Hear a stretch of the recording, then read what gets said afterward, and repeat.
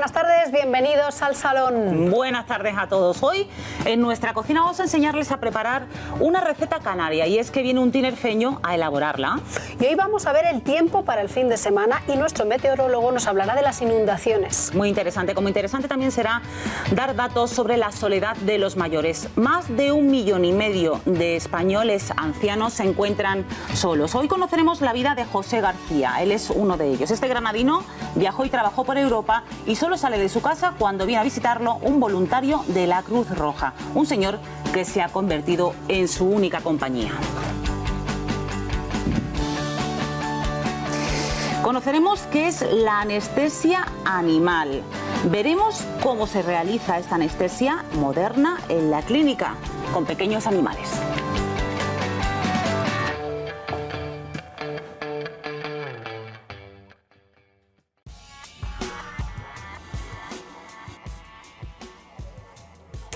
Eso será enseguida. Antes, en la mesa de actualidad, miramos a China y al interés del gigante asiático en Granada con Ramón Ramos, periodista, Luis Chacón, financiero, Conchi González Insúa, empresaria. Bienvenidos, buenas tardes a los tres. Esta semana el Ayuntamiento de Granada recibía una representación de empresarios y operadores turísticos de China interesados en las propuestas turísticas de la ciudad. Se busca la afluencia de entre 5.000 y 6.000 turistas chinos a Granada, pero el turístico no es el único interés del país asiático en Granada.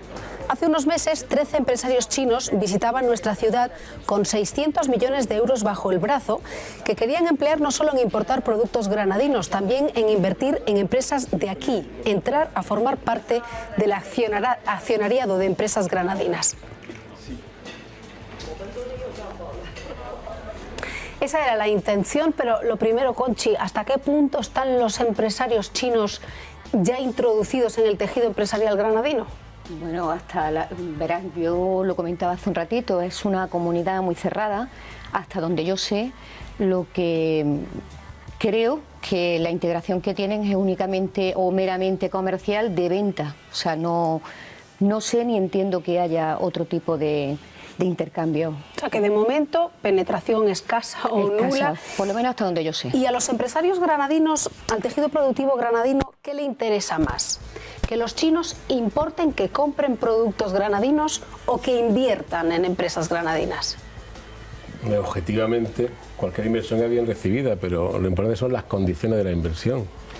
Es decir, a mí cada vez que aparece un grupo de empresarios de cualquier país extraño, sea jeques árabes comprando equipos de fútbol, empresarios chinos, hindúes, con miles de millones, luego no los veo nunca. Sí, invertir en el extranjero es complejo a todos los niveles, es difícil, son culturas distintas, la del país de origen del dinero y el país de destino. Empresas españolas hay en todo el mundo y muchas han fracasado porque invertir en un país árabe, en un país sudamericano, un país asiático es complejo, básicamente por diferencias culturales, de legislación, barreras arancelarias. Otra cosa es que en Granada, como en toda España, hay una serie de bazares chinos que tienen una estructura fundamental en algo cultural. Es decir, yo recuerdo siempre la figura de un personaje de Al Este del Edén, de John Steinbeck, que en la película se llama Mr. Lee, en el que traslada la idea de que bueno, la deuda de un chino, la de toda su familia, son conceptos que nosotros hemos abandonado hace muchísimo tiempo, pero sin embargo en ellos sigue funcionando. Son, como bien decía Conchi, sociedades cerradas que gestionan su propio negocio, su propia importación, y no olvidemos también, y en algún caso hemos visto como el caso Emperador, en el que hay determinadas implicaciones desde el punto de vista ilegal, como hay un libro interesantísimo de Heriberto Araujo y Juan Pablo Cardenal que se llama El Imperio Invisible, que habla del caso Gaoping y demás, y de la implicación de muchas de estas distribuciones de material de baja calidad que no cumplen las condiciones ante la Unión Europea, etcétera, que han tenido desarrollo única y exclusivamente por la crisis. Es decir, el ciudadano europeo compra un producto barato en los chinos o en los años 90 en el todo a 100 porque no tiene nivel de renta o prefiere dedicar su renta a otras cosas.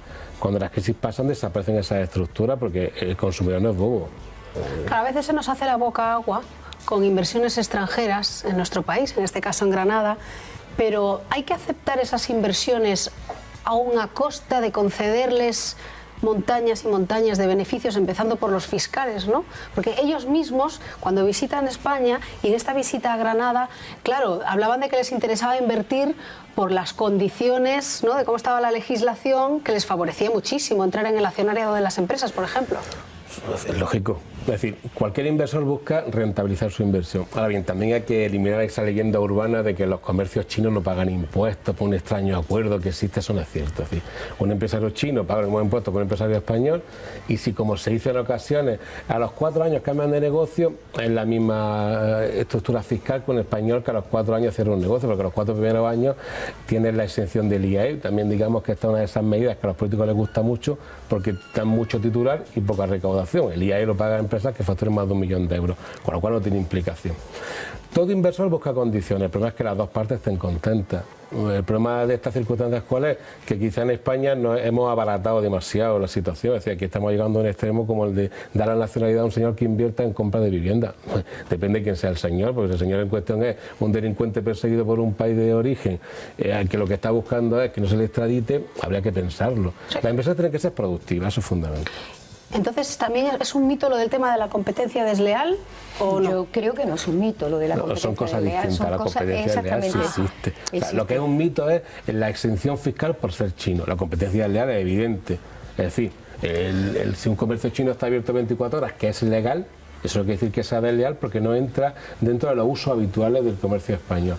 También es cierto que los comerciantes españoles deberían modernizarse un poco en algunos conceptos. Pero es cierto que cualquier comerciante autónomo puede trabajar 24 horas si quiere. El autónomo tiene límite de horario legal. Diferente es que en nuestros usos se vea como algo desleal a esta altura del siglo XXI. Claro. O sea, aquí tenemos a una empresaria con establecimientos abiertos al público. Sí, sí. Tú dices que sí existe la competencia desleal. Bueno, en cuanto... nosotros siempre hemos entendido que sí que había unas ventajas fiscales. O sea, ahora me corrigen y quizás a lo mejor es cierto que al principio así lo fuera y ahora no sea del todo así.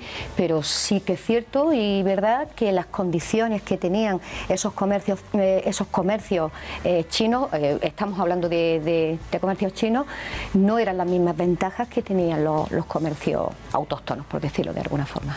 ¿El comercio granadino podría soportar un nivel de implantación de comercios, por ejemplo, chinos, al mismo nivel que otras ciudades, como por ejemplo Madrid? Madrid prácticamente... establecimiento que se queda vacío, establecimiento en donde se implantan la comunidad china. De alguna forma también lo vemos aquí en grandes locales de comercios tradicionales que en un momento determinado se han transformado en grandes bazares.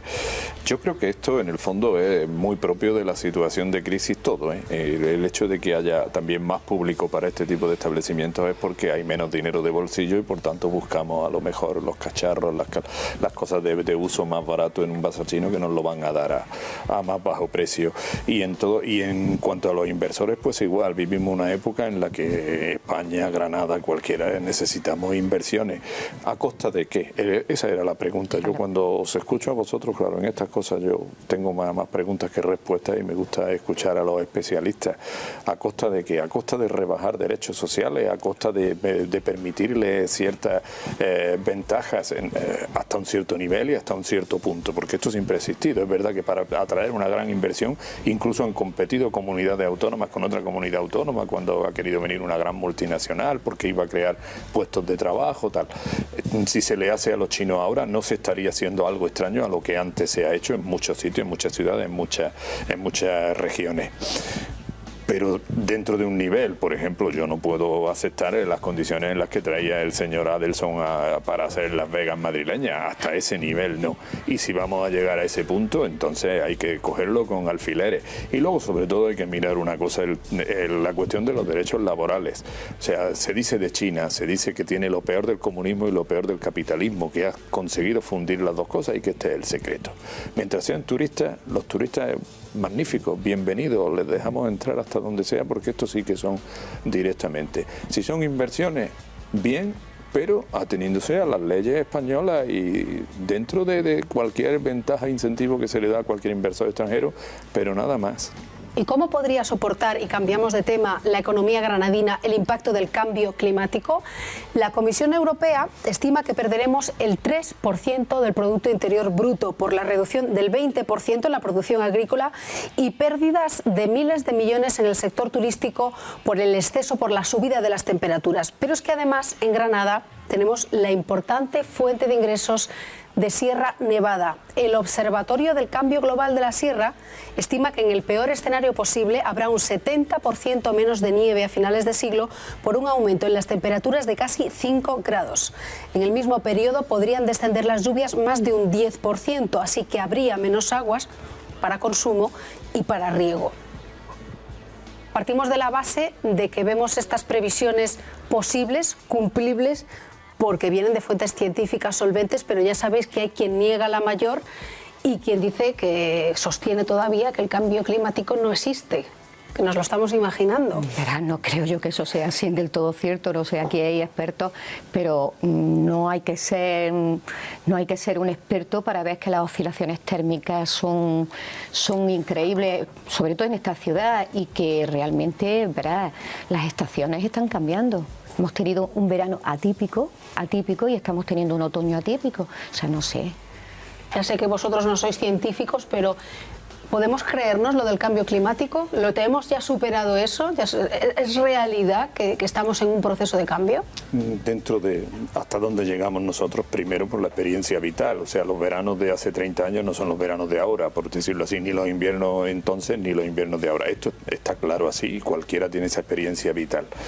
Es verdad que hay negacionistas que hombre, nosotros, la humanidad está midiendo y tiene estadísticas desde hace 130 años para un planeta que tiene 5.000 millones de años, creo que lo digo un poco de memoria.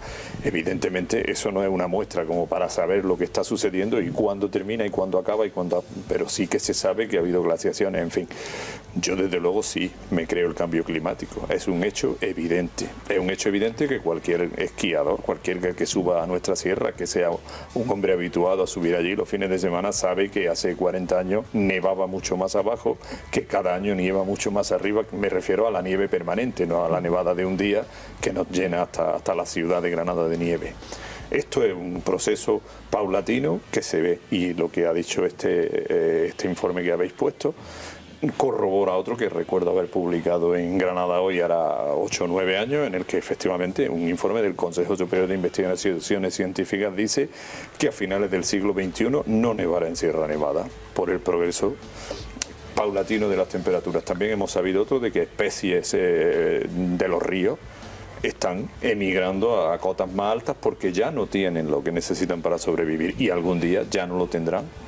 Pues vamos a ver lo que piensan los granadinos sobre el cambio climático y cómo nos puede afectar aquí en Granada. Muy mal, porque no sé, si hace una calor que te mueres a las 12 de la mañana y luego a las 8 de la tarde te congelas de frío. Sí, me da miedo lo que pueda pasar en un futuro, por una parte, y por otra parte no, porque yo creo que por mi parte, yo creo que no me va a llegar. Hombre, miedo tampoco me lo he planteado. Nada, que a la vista está que hace mucho calor a mediados de octubre. Además, las pruebas están ahí, en la Antártida que se está derritiendo, es que hay pruebas clarísimas de que eso es real. No echar muchos residuos, no usar plástico, no usar pesticidas. Se puede arreglar algo, pero tal como estamos, no. El clima está cambiando. Yo mis macetas me están echando claveles en el mes de mayo y claveles ahora en octubre. ¿Qué podríamos hacer contra el cambio climático? Entonces, ¿qué vamos a hacer toda la población y ustedes en particular que tienen la opción de dar las directrices pertinentes para que eso se haga? Bueno, ustedes no. Si se refiere a nosotros, a la mesa, no tenemos en nuestra mano, bueno, pequeñas acciones del día a día, ¿no?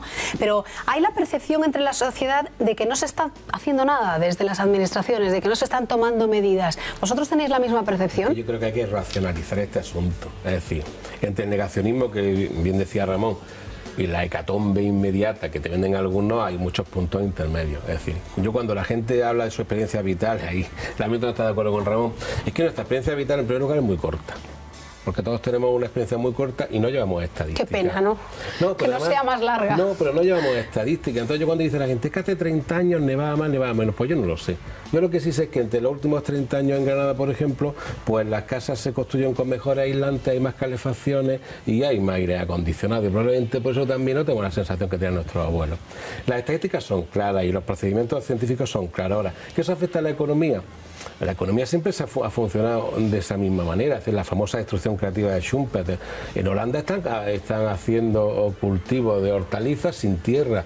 Pues también da exactamente igual que ahora mismo no tengamos más o menos temperatura. Los invernaderos consiguen 4 cosechas anuales manipulando en cierto modo el clima. Es decir, que crees que la raza humana será capaz de superar al cambio climático. Conchi, ¿tú cómo crees que afectará a Granada prescindir de una Sierra Nevada o, bueno, tenerla reducida al 70%, como hacen las estimaciones de la propia Sierra Nevada, del observatorio? Es un desastre, ¿no? O sea, un desastre a toda vista. Hay que tener en cuenta que los empresarios de Sierra Nevada viven precisamente de la estación de esquí. Yo no sé, verás, también es cierto que no tenemos a lo mejor una memoria de cómo cambiar el tiempo. Yo creo que sí que la tenemos. Yo lo que diría de cualquier forma es que se tengan en cuenta estos datos y que se actúe sobre ellos.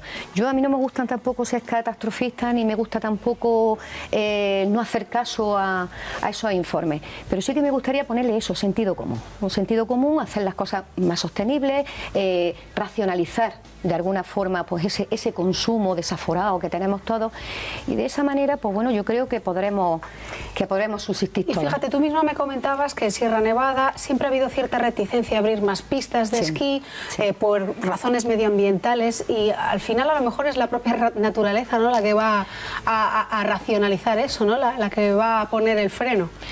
Pues como dirían nuestros abuelos, que sabe nadie. Pero que sí es cierto, o sea, es una reivindicación histórica de los empresarios de Sierra Nevada, más kilómetros de pistas, poder de alguna forma la estación de esquí que se desarrolle mucho más, porque entienden que la economía es importante y que invertir en Sierra Nevada es una fuente de riqueza para nuestra ciudad. Y ciertamente, verás, si se manejan estos datos y si nos ceñimos a esos datos, asusta, ¿no? Por una parte, el decir cómo lo haríamos, ¿no? Y por otra parte, porque bueno, los ecologistas siempre han dicho que las bolsas de aire caliente, la contaminación lumínica dentro de la propia estación hace que haya menos precipitaciones, y por eso era por lo que no querían más metros esquiables. Y por otra parte, los empresarios tienen también sus informes, que son con los que se maneja, y dicen que no es del todo cierto. Verás. Muchas gracias, Ramón. Luis, Conchi, hoy se me hace muy fácil el paso a la previsión del tiempo, porque venimos de hablar del cambio climático y vamos a ver por lo menos en las próximas horas qué tiempo tendremos en Granada. En Granada mañana podremos contemplar un aumento de la nubosidad al final de la jornada. Hasta entonces continuará el tiempo estable y soleado. Los vientos del suroeste soplarán débiles o con alguna racha moderada. Las temperaturas mínimas estarán en ascenso y las diurnas no contemplarán cambios significativos. Respecto a la previsión del tiempo en Sierra Nevada, el cielo estará totalmente despejado durante todo el jueves. El ambiente será agradable. En España podremos observar dos tiempos muy contrastados: el de la mitad oeste del país, con mucha nubosidad y bastantes lluvias, y el de la vertiente mediterránea, con estabilidad, escasa nubosidad y temperaturas más veraniegas que otoñales. En Andalucía también podrían observarse precipitaciones. Esta tarde todavía tiempo prácticamente veraniego, pero Miguel Ángel Villacreces, bienvenido, nuestro meteorólogo de los jueves. El fin de semana cambia la situación completamente, ¿no? Sí, efectivamente, el fin de semana cambia la situación. Se aproxima una borrasca típica ya de esta época del año. En octubre es normal que nos visiten borrascas atlánticas que dejan precipitaciones, sobre todo en la parte más occidental de la península, pero a veces, si el frente es suficientemente activo, puede llegar hasta nuestra zona y dejar lluvias. No va a estar todo el fin de semana lloviendo, ni mucho menos, pero sí habrá momentos en donde haya precipitaciones, especialmente entre la tarde-noche del viernes al sábado y el sábado y el domingo. Es posible que esas precipitaciones sean más generalizadas, sobre todo en la zona de poniente de la provincia. Y también habrá que tener en cuenta la temperatura. Va a bajar, el ambiente va a ser más otoñal, y en la costa, a diferencia de lo que ha ocurrido en estos últimos días, el viento de poniente va a alterar el estado del mar. Por lo tanto, una situación algo más complicada, ¿no?, en los próximos días. Estábamos ya acostumbrados a que este verano se prolongara prácticamente eternamente, y traes unas imágenes que así lo demuestran, ¿no? La costa de Granada, pues todavía seguro que ha recibido muchos visitantes y gente que ha ido a la playa, ¿no? Exacto, sí. De hecho, el fin de semana pasado mucha gente se bañó en la playa sin ningún problema. De hecho, podemos ver en esta imagen el mar en completa calma hace un par de días, de hecho, en la zona de Salobreña, donde se ve, si se fijan, algunas personas ahí disfrutando disfrutando, ¿no?, de ese agua que ahora en esta época del año además está casi más cálida que en pleno verano. Esto es curioso, ¿no?, cómo durante septiembre y octubre se mantiene todavía la temperatura del mar pues a valores muy agradables, ¿no?, para disfrutar del baño. Es una situación normal también en esta zona. El Mediterráneo aguanta mucho la temperatura durante el principio del otoño y hay gente que piensa que no, pero sí, se puede disfrutar todavía de la playa, por supuesto que sí. Aquí tenemos otra imagen donde se ve algo muy espectacular que quiero comentarte, que son los tipos de nubes que podemos ver también en estos días. Al aproximarse ese frente de lluvias que llega, seguramente veremos estas nubes en el cielo con más frecuencia. Son nubes altas, son cirros, se llaman, y al atardecer, sobre todo, fíjate qué coloración, qué tonos tan bonitos, ¿no? Ese naranja de verano, es un naranja veraniego, ¿no? Sí, prácticamente. De hecho, esta foto está tomada hace también un par de días en el litoral. También se puede observar cómo el mar está en completa calma.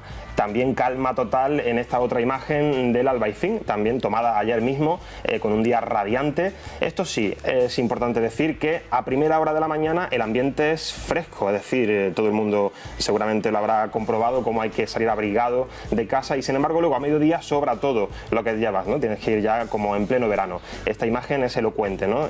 Y aquí tenemos otra que creo que merece una efeméride, más. Nos traes de un acontecimiento que conmocionó a la ciudad de Granada y que ocurrió hace alrededor de medio siglo, ¿no? Sí, estamos hablando de el famoso reventón del Darro a consecuencia de una fortísima tormenta que cayó el 12 de septiembre de 1951. Un poco la tormenta de la semana pasada, de hace justo una semana, que fue un verdadero caos en Granada, nos recuerda que efectivamente nuestra ciudad de vez en cuando puede verse sacudida por este tipo de situaciones, ¿no?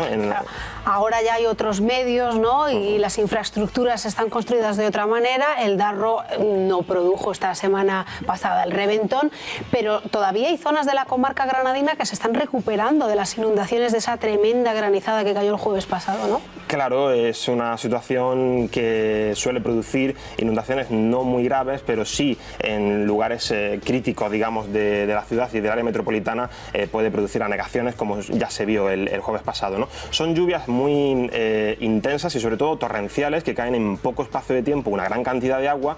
Las alcantarillas, el sistema de evacuación de aguas no puede hacer frente a toda esa cantidad de precipitación que cae en tan poco tiempo y pueden producirse lluvias. El río Darro es uno de los protagonistas de la ciudad, es clarísimo, ¿no? Protagoniza de hecho algunas de las zonas más emblemáticas, ¿no? No sé si hemos visto ya las imágenes, ahí las tenemos. Efectivamente, aquí podemos ver del Darro esta semana. Claro, esa carrera del Darro con el río muy apacible, muy tranquilo. En principio no da que pensar que pueda producir algún problema. Sin embargo, todos sabemos que de vez en cuando sí lo ha hecho. Históricamente hay documentados muchas situaciones de inundaciones catastróficas en el entorno del centro de la ciudad de Granada. Desde época árabe ya hay documentos que acreditan este carácter violento del río Darro en ocasiones, produciendo daños en el centro, en la zona de Zacatín especialmente, incluso hasta Plaza Birrambla llegaban las aguas. Ahora es mucho más complicado, pero sin embargo ya hemos comentado como no hace tantas décadas tuvimos un episodio realmente impresionante y que además mucha gente todavía recuerda, ¿no?, en la ciudad. Quedó marcado en la memoria colectiva de la ciudad. El Darro es un río muy activo, nos dices, y tenemos que convivir con él. Miguel Ángel Villacreces, muchas gracias por estar un jueves más en el salón. Gracias. Nos vamos unos momentos y enseguida volvemos con muchas cosas, moda, veterinarios, bueno, ya van a ver.